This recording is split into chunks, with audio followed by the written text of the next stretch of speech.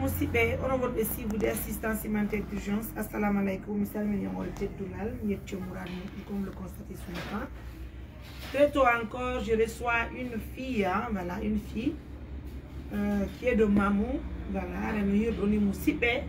Alors c'est pas une chose qui est facile, alors non ko no andi ɗono musidɓe.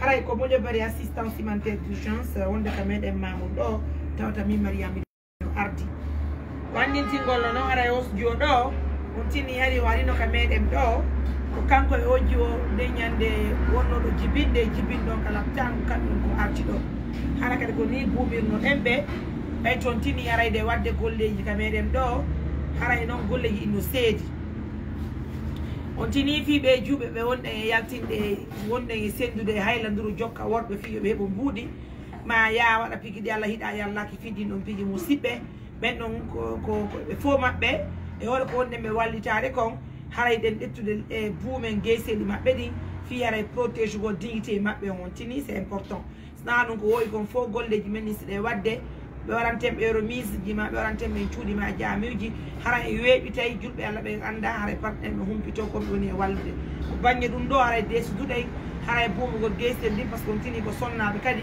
haray ɓe hattoguini e dewgal sunna e farila no woodi worɓe tigui fateɗe ɓe jombuɗe kono si woni haray famille wonɓe ɓe hi guesel ɗi ngolere ɗo haray ɓela taafi piiji buuɓe wawa e faɗɗugol haray ka gurdam maɓɓe wondema kala haray hande ɓe ɗetti décision fi accutugol ɗin ɗon pigui ɗi Allah hiɗa yallaji haray exactement ko o jiyoɗo ne gande mi hollunoga konngol wondema o jiyo no labba no foti mouradu moƴƴuru kono ko jikku makko woni labaka ɓay toon tini haray mo jokkude piiji ɗin ka yaasi haray ɗum ɗo wona ko weli fiyere wona ko moƴƴi ndeñale justement partenaire ɓe woɗinnoɗo ɓe men inni wondema walkomo etta charge makko inscrire ko lekko sonnamo haray ñamete makko tabita ka suudu e machine makko mene amoka centre fi waɗa formation makko kono tini pigi ɗi fof ko Allah kono Allah muwiri pigi ɗi wo ko noon ɗi laatota musidɓe min Mariama simini ni miɗo mari doole wallugo goɗɗo haray mi woni haray mi haalanimo fenade ko Allah noon jonnimi kadi ɗum komi woni wadde ɗo wona min tum noon kadi on tini andingol noon kadi e oji o ɗo ɗo andi min personnellement mi wawani nattugomi ko waɗi noon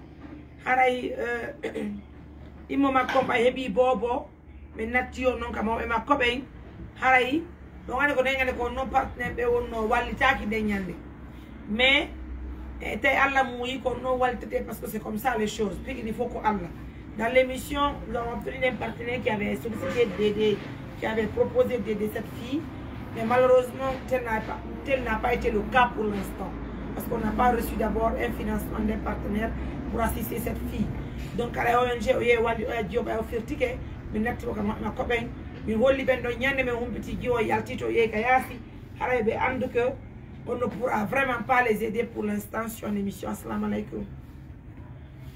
Ousmane, oui. Permettez, hein, je prends l'appel parce que c'est un cas aussi qui concerne notre ONG. Aujourd'hui, nous devons recevoir les enfants de Koulaya. Donc, on dit les enfants de Koulaya de Timbo, de Nyaoundugol. On doit les recevoir. Ousmane, oui. On te won donc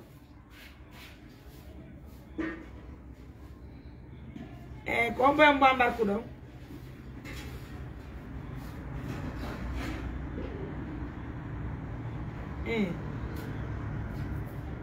on dana numéro chauffeur jon ka ɓe andi ka suudu ɓe andi de yara ka suudu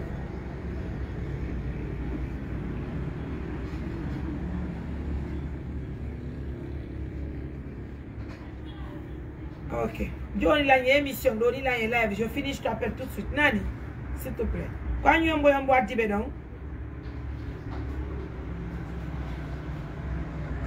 awa joni je te rappelle awa ɗiɗo ɓenne ɗum ko jeenabo e miñammu anka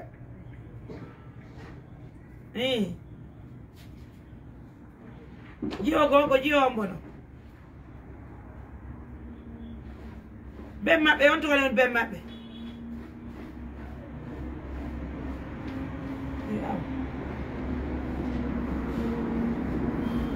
ok à tout à l'heure voilà musidɓe no yirɗon ni je fais une émission dans une autre émission parce que je voulais vous informer que je dois réceptionner tout à l'heure aussi les ânes de Koulaya donc Djenabou et Nene Fatou et Tanti Betty. Tanti Betty, c'est la femme qui marchait dans les rues de Mamou, qui était malade là, malade mentale. Malheureusement, on n'a pas eu ma connue Italie. Et l'ONG les a pris, les a envoyés à Conakry pour le traitement, hein, voilà, pour un problème mental. Alhamdoulilah, tout va très bien. Mais Artiribe, donc nous avons décidé de confier Tanti Betty à la famille de Koulaya parce que moi, Mariam, je ne suis pas tranquille. Malheureusement, je n'ai pas où l'héberger à Mamou, je suis tellement en mouvement. Donc, les enfants m'ont tellement appelé les filles pour dire qu'elles veulent vraiment me voir. Malheureusement, le temps me manque beaucoup. Et moi, j'ai décidé de les inviter aujourd'hui. Comme hier, j'étais avec Tanti Safi de Timbola. Et aujourd'hui, je vais passer avec les filles, Inch'Allah, au salon. Seulement qu'on m'apprend que Djereb, ça ne va pas de trop. Hein. Pourtant, comme il y a des gens qui Djereb, on dit que donc, ça m'étonne beaucoup. De toute façon, elles vont venir tout à l'heure, elles sont déjà en route. On va les réceptionner à la maison de la maison. On va les envoyer au salon. Et du salon aussi, on va essayer de voir qu'est-ce qu'il y a de faire avec eux, Inch'Allah. En tout cas, merci à toutes ces bonnes personnes qui nous assistent de près ou de loin. Merci pour tout ce que vous faites pour Mariam et les autres membres de l'ONG. Hein. Alors, on continue pour le cas de cette fille qui est là, qui a déjà un enfant. Et Anna Moussipe, donc Andy, Mimi Wawali n'a tout particulièrement chez elle. Je n'ai pas pu le faire en toute sincérité. Parce que, ouais, moi j'ai eu un programme pour faire les passeports de Fatou et de son mari à Conakry. Donc, j'ai voyagé avec mon mari. Mon mari, c'est lui le secrétaire exécutif de l'ONG. Donc, j'ai voyagé avec lui. Ablaï en question, on a dit, Ablaï, je ne sais pas si vous comprenez. Ablaï, d'accord? Et on a tout le monde qui a dit que imam sur Ablaï fait Salam et Amasso, ils sont en situation de classe. Et Oumar, quant à lui, il n'est pas là, il était à Conakry aussi, parce que document dans le cadre de la fonction publique. Donc, c'est nous qui sommes à Mamoua. Quant à Karim aussi, il était à mission. Donc, en grosso modo, il faut arriver les OTP. Nous n'avons pas pu mettre main sur elle. Puis, mais waouh, nous avons inscrit dans notre centre. C'est ça. C'est ce qui a causé le retard de cette fille dans le cadre de la prise en charge. D'accord? Sinon, en toute sincérité, même si pour l'instant les partenaires n'ont pas assisté son cas, on peut l'inscrire dans un centre de formation. On attend que les partenaires nous assistent pour trouver sa machine. Et bien sûr, les aider pour la nourriture, pour qu'elle puisse se stabiliser en famille, pour ne pas qu'elle sorte, parce que j'ai entendu pas mal de nouvelles concernant son cas. Non seulement la petite, elle sortait parce qu'elle n'avait pas quoi manger à la maison, elle n'avait pas pour ses besoins, elle partait travailler pour quelqu'un, il y a un dollar, il y a comme 10 000 francs. Vous vous imaginez, elle a un enfant, donc c'est elle qui gère tout. Une petite fille qui n'a que ses 16 ans et 17 ans. C'est compliqué, mes amis. Aujourd'hui, le très tôt le matin, je n'avais même pas fait ma toilette encore, c'est elle qui me réveille avec les pleurs, à larmes. Oui, à larmes parce qu'elle m'a mis Johnny, ma chérie, moi-même je vais t'appeler pour t'inscrire dans un centre de formation aujourd'hui avant que je ne m'occupe d'une autre activité. Il fallait voir comment elle pleurait. Et il me dit, Facebook, il me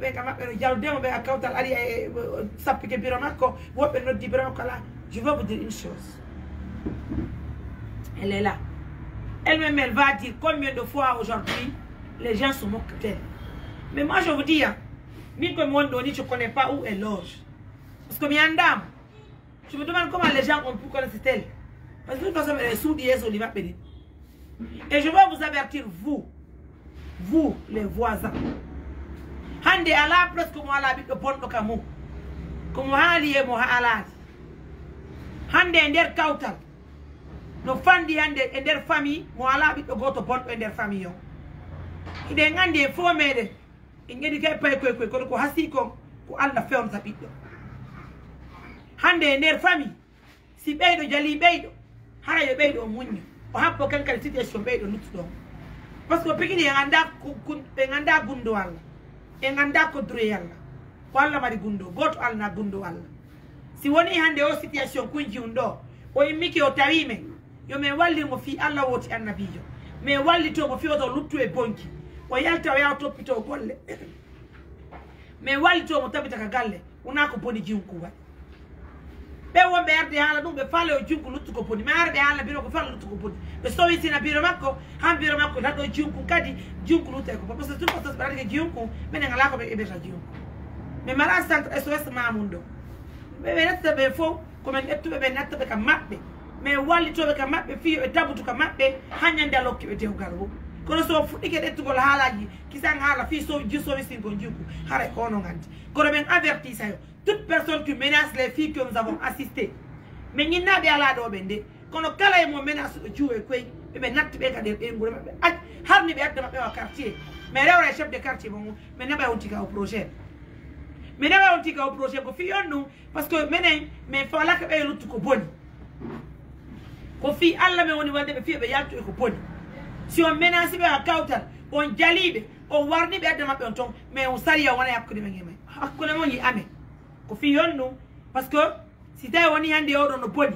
mais yaltinima ko boni mo faalayiɗo ko boni mo anni ittugol hoore makko ko boni on wata hardugol mo adda makko on ton je vous ai expliqué encore pourquoi jusqu'à présent elle n'est pas dans un centre de formation parce qu'on était vraiment pris moi j'étais à Conakry mi namugol fatou e bodi mum mi arti kadi 2 jours demi voyage Conakry hier j'étais à Mouvement avec Tansafi.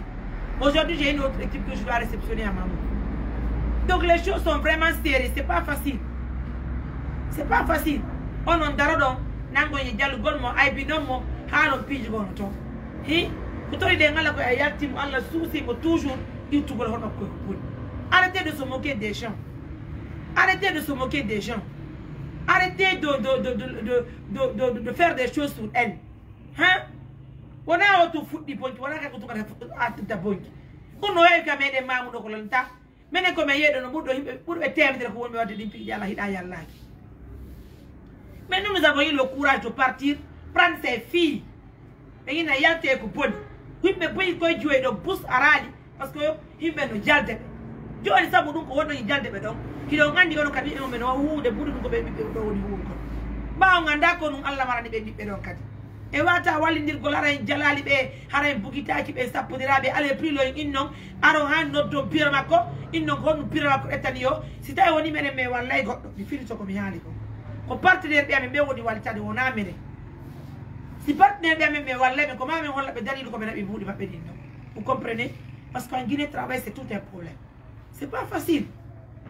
Hein? C'est pas tout facile. Elle est là, en larmes, en pleurs, avec son enfant.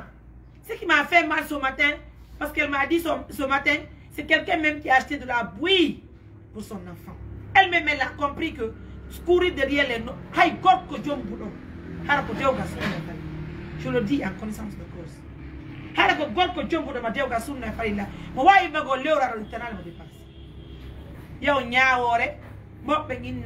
Ya tabutu ka dewgal mamu wona no fi njati giba modi ma du wikike ma buike selima fi gorko fi debbo ka yasi atiko le gorko derano hebinde ma non kay so debbo fi debbo ka yasi si robbe be fewali Allah je vous dis en toute sincérité faisons beaucoup attention modi ma dewgal sunna e farilla himo salama fi debbo wona no fi njati giba ka yasi ayay gorko no jomba debbo mo Allah wadi barkema debbo labado debbo fotudo debbo ara hunde man kana debbo o akkide on debbo don o yaawo burtide debbo gorko debbo ko kayasi jon non dum do nganga andi gorko se libe ngum murtidi e debbo kayasi an kelema oron kay burtude goddo ko watta yorema hi joni an debbo jomba ra inama ya gollu fi ya danko hore ma danko da bay adi worbe be hande le plus souvent buri ko la jikke joni an debbo mo jomba ça prépare l'avenir ba ko honno hebita dewga sunna fani hande pigi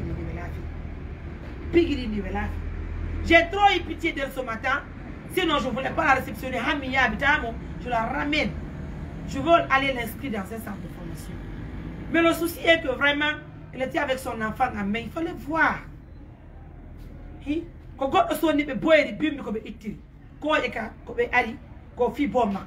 personnellement n'a pas pris son petit déjeuner. Donne-nous quelqu'un qui n'a pas le petit déjeuner pour elle-même, pour son enfant.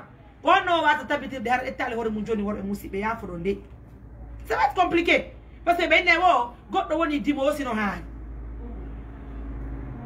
si ça fait 2, 3, 4 jours, 5 jours, elle ne mange pas.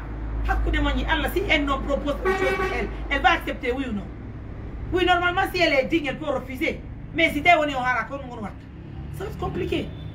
Donc, arrêtez de faire des sabotages. Ensemble, on va conjuguer le même verbe pour assister les filles. Elles vont sortir des bars. Elles vont rentrer en famille définitivement.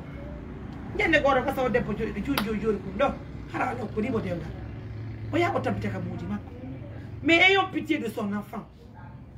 Hein? On va avoir pitié de son enfant. On va avoir pitié. Arrêtez, tant que je travaille.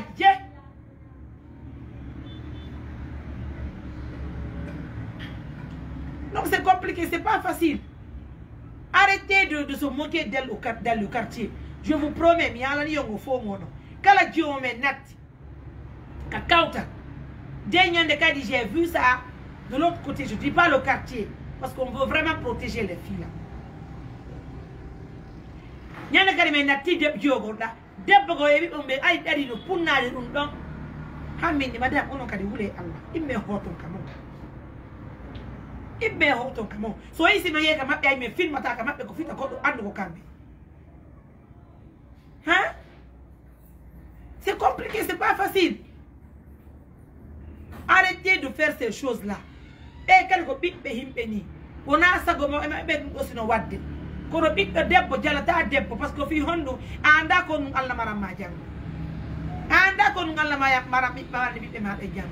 So idum do wadi ko yo noddu nene jo muddi no nene yo munyo o danko bit makko be. Haron wali taki be fiyo be rado be hibibe. C'est pas facile. En tout cas, elle est là. J'invite les partenaires de confiance de nous vraiment aider pour qu'on puisse l'inscrire dans un centre de formation et qu'elle aille rapidement commencer son travail. Elle va rejoindre les autres filles qui sont là-bas. Et en même temps, on va trouver sa machine. Et pourquoi pas l'assister pour sa nourriture, pour ne pas qu'elle sorte de la maison, faire du n'importe quoi dehors. C'est pas facile. C'est pas du tout facile. Pendant que toi, tu fais du bien, il y a les millions de personnes qui font des sabotages pour décourager même les personnes que toi, tu assistes. C'est vraiment compliqué de travailler en Guinée aujourd'hui. Hein? Elle est là, on va l'écouter. Mais de toute façon, moi, je vous dis à toute sincérité, toute personne qui la menace, elle n'est pas la seule. Quand la menace de le quartier, chef de quartier, on a ça, au moins, c'est clair. Parce que c'est reste clair, c'est mes walibé, on ne se fait pas la vie, on dit à la vie, mais parce que de toute façon, vous pouvez demander bon. Vous pouvez demander bon. Ça, on a ça, il y a quoi? Bien. Donc c'est ça. On va l'écouter. Ma chérie, oui. Il a honte, vous faites iton.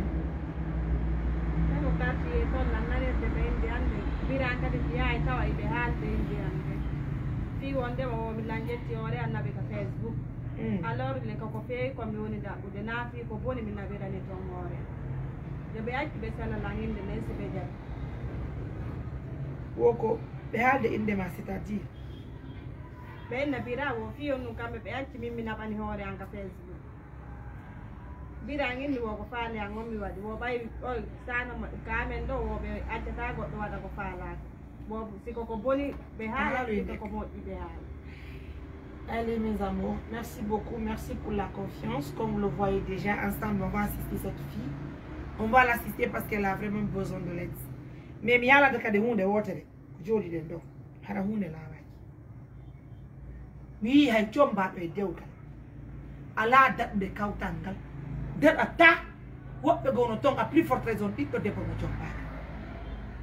D'accord? Oui on ko hakkile ma ko. Sa indi bay be halude ma. Adjokata sobe, ça ne va pas marcher, ma chérie. Mi Mariam ko bondoni, ala ko be ala la ngal. Anande do. Mi la ka dewga la njomba. La tabiti ka modia. Gila mi njomba mi ngati pulpini. Gala igani. Fo de do ka sara himbe be hidala. Kono wa ala indo mi jindi ka dewga la tabiti la munni ka dewga la. Oui, c'est la vérité. Mais what ben wodi tellement ko be fala la ndako tugol. Wo mi do hekki modia. Ah oui, c'est la vérité, mais ben et pourtant, moi, je vais dire 7 ans bien sonné, mon mari. Il y a 7 ans de différence de l'âge entre lui et moi. C'est tellement que ça m'énerve. Je pose la question à vous, mais je ne comprends pas les choses. J'ai dit ça, parce que je ne comprends pas les choses. Et dans point faiblement, mais attaque nos filles, déstabilise le golma. Et nous, je wodi hollube dum don min ya je comprends pas les choses ha baba fala la ma je comprends pas ko min ngini day timmi ka ko be ni day timmi min ni be ni mi do hettu ba mi fa mali dum do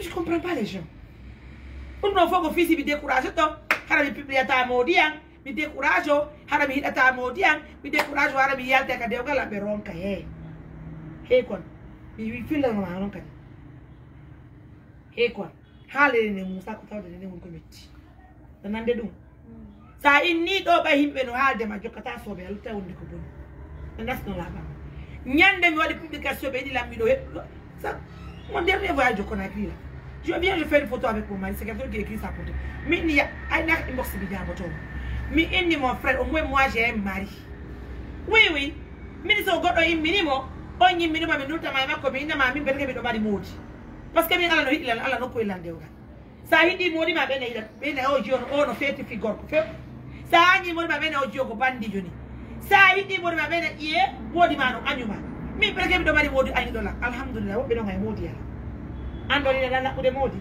et pourtant mi do mari modi la ka de o kala mais c'est la vérité mais c'est la vérité ko ala okkata goddo goddo donc a te burala mi tigi wonno walde on be nyande be do haalede nyande be mi do haalede wobbe gosi mi yaadi daga balgi to ene la maria mari men nani go inne ma min ni gono nan de mi fotte dio caro man non mais c'est la vérité mi yemi noti mi ma chérie on va parler s'il te plaît o ay min di jara mo indi jara min ni ko non attuma no ko nanu da ko min ni ma chérie da nana mi da andi la ko mi do anduma parce que mi nani inde ma min ni ko to nan da inde an oy hey asikure be ala nali nga yani wobbe ka bargi to minni mi yani wobbe corona ko poli nabi min non mi fokkita min non mi yata minni waddo fi alla accabi walla ma yalta ka bar do jokka sobe ko indi la ko kanko mi wata kidu ko liki o indi la karuma wo mi wawata accintingo mo ko jokki ko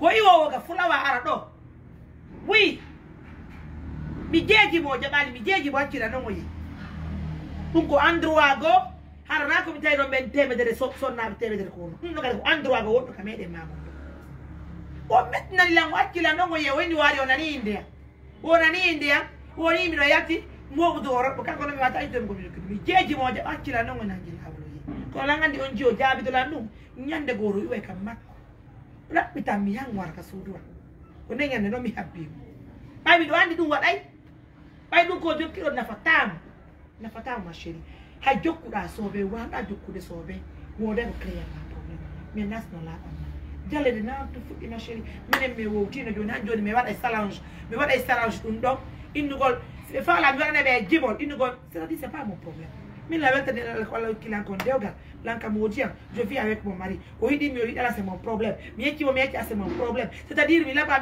c'est mon problème maintenant mi wowtini buri e quoi afani donc go si weti bimbe kawta la ngi agosike o ni ye hanki men yuna ka Mariam Touré indi ko don ta yuda ko to no arde ba wa yal fuita bay kala e mo hebudo dewga sunna e farilla mais yaltine madna la fop ando hebi dewga sunna e farilla parce que c'est normal walla wadi yame na goddo go so ngari game Allah hokka yo dewga parce que Allah no wadi barke yame c'est pas ce qu'on famude kala imbo joma fala do yaltugo ka ba noddu men me waldo mo yalta ka ba boy mo yami winda mo golle o golle so golli ko wala mo nafudo man minen ko me wali o tabinti ngoma ka famimo me nada ma golle me wali to yebo nyamti har gorko e bokki on faalaka hanyande modi mon jombi woy jobbi on suudu dum woni bibbe debbo helto do nako mucci kono non am yalata kadi hunde wotere bay tunga e ti décision feewu temede dum to faale biccu gorko kam kadi hoore mo pema nanane dum c'est la vérité moi je me suis prise il est là il est témoin Allah wal negen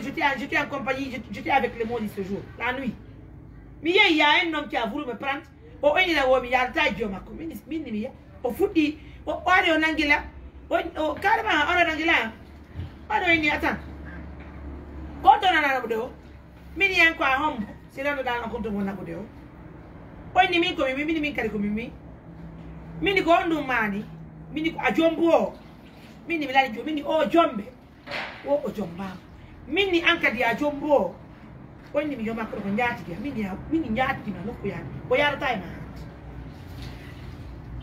Minni o yara tay man sa uti memo sa memi mo do mi notte stadia junior na ko mene no jon encore que donc encore me wali donc alla wali avait beaucoup de personnes qui nous entouraient là-bas finalement on kira no mo yini o fa no ka jioma ko lutire no on no jiome wa wali mettre gol mo fiu ndenya ne me yab no jiom mais malheureusement la petite n'a pas voulu qu'on la raccompagne à Kindia. Elle a dit elle n'a pas voulu parce que ko ba ko jabal joni mene si me yati golle voilà, et bien ça comme étant une des et pourtant on a capé John. Pour bonne situation, ma père a quitté. Il y a John, il y a Gott, il y a Souche. Où est le comportement de ma pédinale? Deuxièmement, c'est bien. Caméra, on me va aller le temps. Elles sont tellement cancrées. Et je ne peux pas accuser le coupon comme je peux sauver. John, le père, j'ai oublié accuser le coupon. Donc, qu'à sauver. T'as bien le quartier dit. Alors, le jour, il me le banani. Have you Gondia? Et même dans la réal. On dit, you m'en dirait. On a carico mi marico mi wajo un do woni les se yeyi ka centre golle en na mato sa hoti iwi ka centre déjà mi halani yo ka dudal yato ka dudal ka suudu on woti ka suudu wande on tranquille andi jom aduna ko doyi on tranquille anto no ngate bedere jalio wona ya calcul déjà ko ya ignorube mi no mami wotino et ye ka debi mettre là parce qu'il faut que je sois clair. Quand je me mettais là, c'est bien de qui voulait mettre. Sinon, deux fois je pleurais même pour ça. Voilà, deux fois je pleurais. Mais je comprends pas les choses. Mais t'as Johnny, mais voilà, tu quoi? C'est bien de me voir là. Mais n'a tout c'est bien de qui voulait, mais n'a pas de me mari maudit. Oh non, non, mais ma maudit, mais que ça ne veut pas nous. Mais ni ben nous verrons, mais quand il n'a pas l'air, mais ben que me mari maudit, alors il a l'encadré. Donc je suis fière de moi, je suis fière de mon mariage. La vérité. Annie me ben, c'est bien d'aller maudit et découragé. Allah, parce que Dieu va quoi là au kat. Dieu va quoi là au kat oui. Si Allah il dit ma, ok ma Dieu gal. C'est peut-être God comme on nos fautes. Il m'a là-bas, il m'a dari, il doit on a fait la sauver cinéma. Quel gomin tu as fait jombe dans le Dieu gal mon corps comme si vous voulez capturer la partie en bas sur TikTok ou Facebook, je le dis et je le répète. Mais qui m'a dit c'est mon problème. Mais qui m'a dit c'est mon problème. Et mais là-bas c'est mon problème. Mais là-bas c'est mon problème. De toute façon comme mi on est c'est le problème. Hein? Mais on tire le maintenant c'est-à-dire maintenant mais Johnny a jaldo mais on tire ko woni ko tout mon jalali be ngamen dogi me yalla. Parce que Allah ko kimen ko. C'est la vérité je ne vous mens pas. C'est la mais on tire. Min no manano do to fuddi. Hande pigiro yata ni me Facebook et TikTok. Si be yanyi modi ma no foti. Si be nali modi ma no anyuma. Be nay anyi modi. Si be nali nene modi ma no anyuma. Be nay kawta ngal no anyuma. Si be ron kiru no fo be meminante hala. Memmine nani? Memmine. Min gondo ko mi hali ko mi firtal. Ko nene baba o timmi. Ko papa fekkini biro fekkino si min jomba.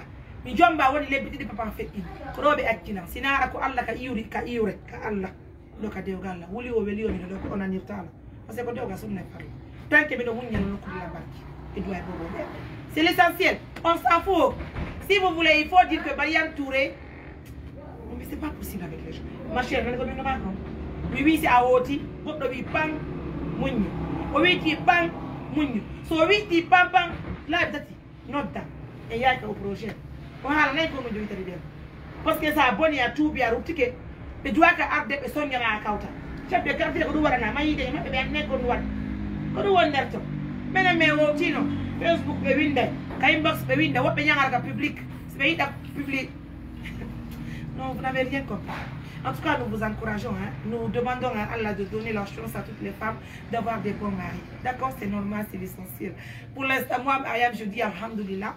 Parce que déjà Dieu m'a donné un mari que j'aime et que je considère et que je chéris. Hein. C'est l'essentiel. Ah oui, oui, c'est l'essentiel. Hein. C'est l'essentiel. C'est normal. Donc, quand on a un son nabe, fala be dole be foyo ala koron dew ka sunna. Donc, on modi mo multo modi bon. Donc, on modi mo nga wala jeune yo tiki. Parce que c'est du boulot. Ah oui, les connaisseurs connaissent. Hein? Non, mais c'est la vérité. Quand j'entends les gens dire que Mariam est plus âgée que Papa Foula, il faut le dire. Hein? Ça fait 9 ans de mariage, le 29 janvier, je vais avoir 9 ans de mariage avec mon mari. 9 ans de mariage, on va célébrer ça. On va vous montrer combien de fois. 9 ans de mariage. Je me rappelle le premier jour où j'ai rencontré mon mari. C'est mon mari qui m'avait accompagné. On fait le banta. C'est lui, Alpha Manoyete. C'est lui qui devait me la jombo. Quand il y a des gens qui ont des on est firti parce que la liane mouya de la mouya de la mou il bantu mi ata do gine moto en quartier mo mi e radio mini il va faire tu peux n'ayez pas vu mon tout faire parce que c'est un collègue de travail mi ngi makko yablay mi ni même autant la non no e bantu la moto mi ata do gine juste bantu gene ti potu gene joti ko do gine la mi mais ha mais kaduma kalu buga po ko quoi tu vois je te jure moi ni he dara no Mariam sa jomba ma do menen be ka radio bi ngara tap mini lawol di o wotta mini simi jomba ma do ngara te ko pot pelum lumbe de quoi ma pow mi ala me lumbe detti bantu bi juste lu no mais nabi bantu gem joni nene on do tan jombu ko en toute sincérité franchement mi na mi joni be bantu jere ko mi arta mi ma ko no be yobbe al ko jamano be do na bude do ma goroje de fi amin jo lo tio gor ko are ka alu ba ko ta franchement ba non do wadi tiki de mi apply. On était vraiment des amis. Mais on attendait l'école là tellement. J'étais tellement prête pour le mariage là. Et mon Dieu. Mais c'est même le bien content. Allah y a fait. On a dit la téléphone. When you jaja go ni ko jo mo ne yon ko no ni jo. Anu ma jaja e bui. Min ko goddo be on no sabu fi mo ngon ka. Mini ina mata goro gede firtito mini mini nanu go mi yalti mi ali mi do kisa mi ali bla me fula mini mini do ngandi ni o firti o yarata après apply la critique franchement apply di la via la Maria mini sobe ko ba na no di la joni ala ila ba fula ba no si mi di mi jombe ajabata mi mi kan ba do si bi ni ajomba ngajabata c'est comme ça à 3 apply ni mi nanal. Je te jure. Problème ay si mingi job la jabata bi mi kapé si mi job la jabata oni min des ay ni mi job mi jabay mini yiwe problème tatu tay go sur salbe wata ga botu mena mi la radio tay me na émission cœur brisé mi e mi ala di DG mi di DG mi ni be ya petit be ni wobe be ta goro mi ni ko papa fulay do si mi ni yo job ma to bo DG ni honno mi ni mi ala meska be oni dom beni problème ala dege no dimo landimo min ka be no di la be landi dege no di be ngan hawni be yidi be yotti c'est ça franchement je te m'en va c'est toujours comme ça bigi di ko alla tu vois non sinon moi lorsque Fula est sorti pour la première fois sur le terrain comme on parce que moi il m'a trouvé à la radio on était à Sumbalako mais là il m'a ngolé mais Sumbalako be wanki ni café parce que min attaque les stall l'attaque mi tarton argo lam te café mako de bouti mi ne peut pas yara café ma de on yaare mo habbi me ko men ngardi mission mais c'est pas possible no di DG min DG mini café ko ya de bouti mini ne be change am te ko déjà ta me ya te ko DG no na men café pour soir quand même adde il me yaba on avait même pas d'argent c'est comme ça qu'on travaille mais il est devenu mon mari aujourd'hui il est tout pour moi c'est normal quoi la watte pour ta hare autre na on na jombu de ça fait tellement plaisir de raconter cette histoire. Parce que je me dis que c'est elle qui fait les choses. Adnan, ma chérie, on a prend courage, ça va aller, d'accord? Prends courage, diable, ma ouais, inno, jalima, ça y est, quand tu as jalima, inna si on fait la nadel go la tuwato, il rong anyu don si ala jabi, ala okora la modi. Afami, c'est bungi bunga, parce qu'on a ala no okuma. Dikubanga décidi change go. Ya ka golle ma arta ta bida ka suduma hara yennari nene ma apiya ni biroma akongari nene ma danko ani ma yanga no da biroma bimbisi ya ta sudi ha golle ay moto won 5h 6h yo gandi en na fitta sundu lota sundu amana ko mas tikane ko fitta sundu lota yo gandi ya si ta sundu imura ya ka golle si min Mariam wona sabu yebra de Allah ittaydi go ittam okora ma parce que ara yanga ni kene sa weltini nene ma Allah okde dewga petter bur nasno la ba. Alors, on va m'expliquer quoi? Ah oui, c'est ça. Hein? Non, maintenant on prend la vie de bon côté. Ah oui, c'est normal. Parce qu'il y a un petit peu de son diamant. Mais oui, c'est vêtu bimbi. Fit tout soudou. L'autre, ça y est, mais que dans bimbi, on va dire tout à gosike. A Julie, nanga si o wanga. Ya jogo yandi yanga ina fit ta sundu l'autre. Nene madouani na ma perde ma perde no henti. immoɗa ka golle ma de travail ka duɗa ka suudu haray lanni Allah hokkete joni dewgal nga Allah ko tabaga kadi har adna Allah fo seppi juma ko sara Allah waɗi barke a yanga ñede ma sa lokkuma ngani ko ma c'est pas la fin du monde ɓe jale ɓe continue ɓe jale en tout cas nous maintenant on s'est habitués. Bon, mesdames, messieurs, merci à tout le monde. Je me dis que c'est normal, on va mettre la petite tout de suite au centre. On va l'inscrire dans un centre de formation.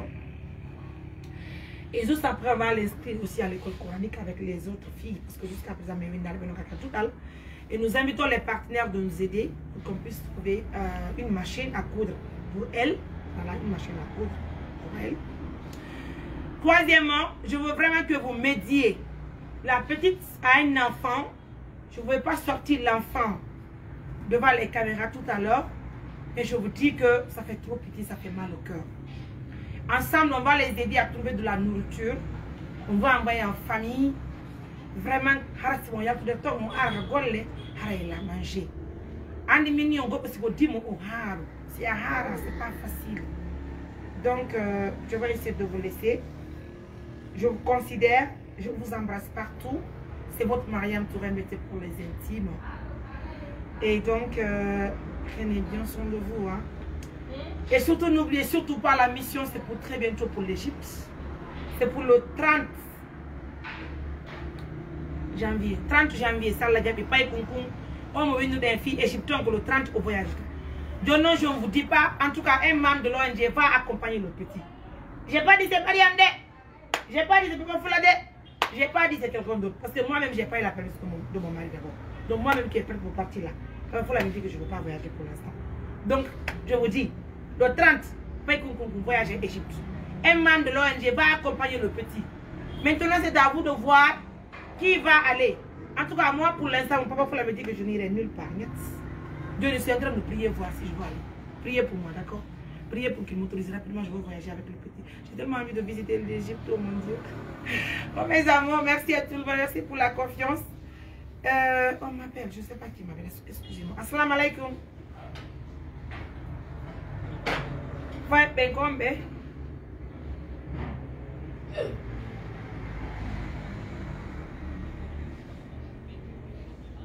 Yafe, don't mind the gold that yafe. You am the gentle.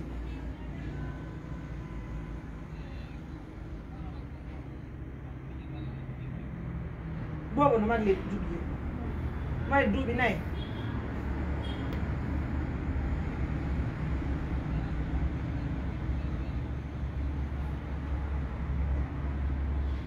Wow. Jauh kan? Awa yo ke do be mami Allah ko riye mo di kisa zai ana wi perdiat ka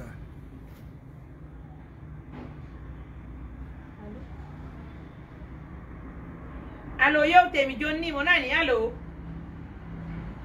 allo abbe mi jonna abe c'est normal. C'est vraiment rare, je le mets là.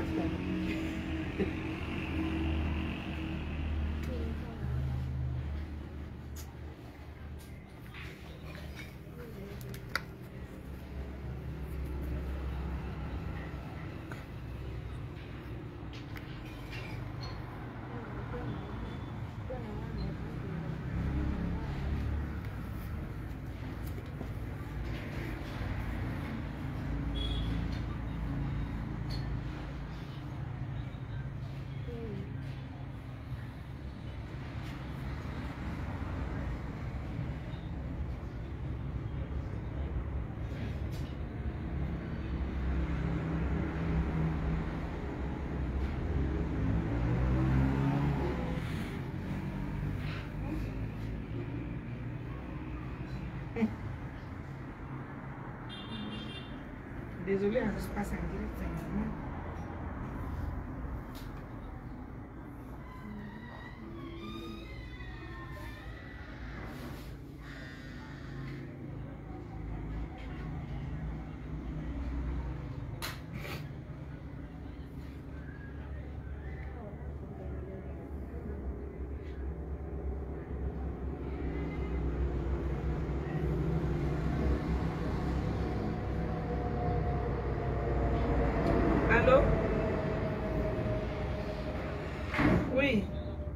pai koi. Kombe on to kamedem ga.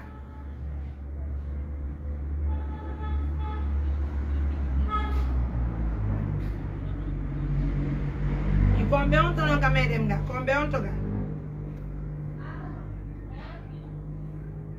Ye kuto yin oto ngaron jombu gol ka.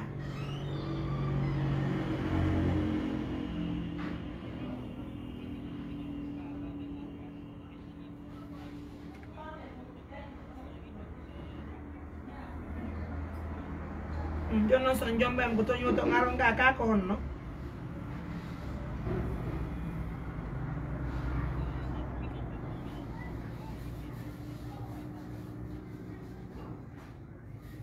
Menen fala.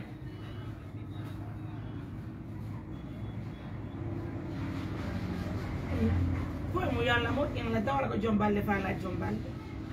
Ara so yoti o fam de menen kamere fala na mo dewga sumne fala ko mo ko no me yelo. Ara bay mo en ga ay wada yito e mo pension na.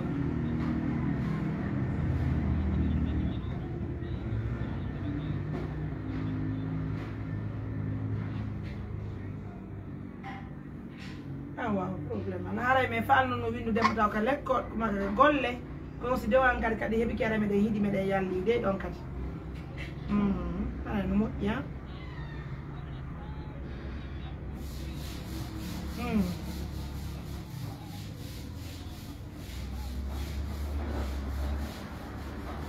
Ko buranta men de ara men yewondo mo jombude on.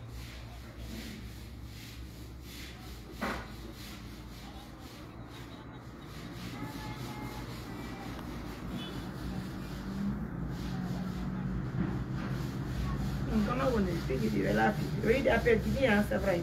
Mais, on a dit que c'est pas facile. L'occupation, il dit, on est dit, on y a un photo.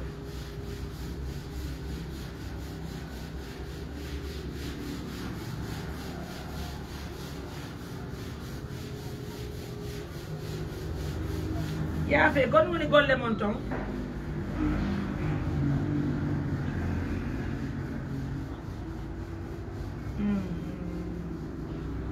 Ok, ora non jange detto, no?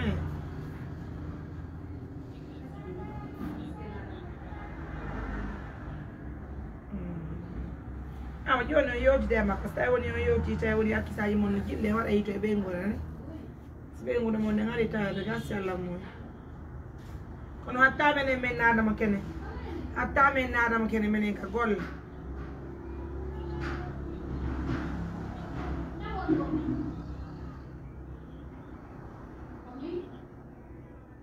Joni albarka men odite am bawto émission albarka mo nani yo Allah newne jamo el.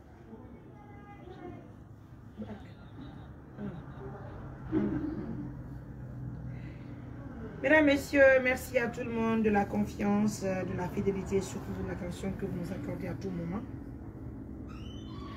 Alors, comme vous le constatez, c'est Mariam Touré Mbete pour les intimes.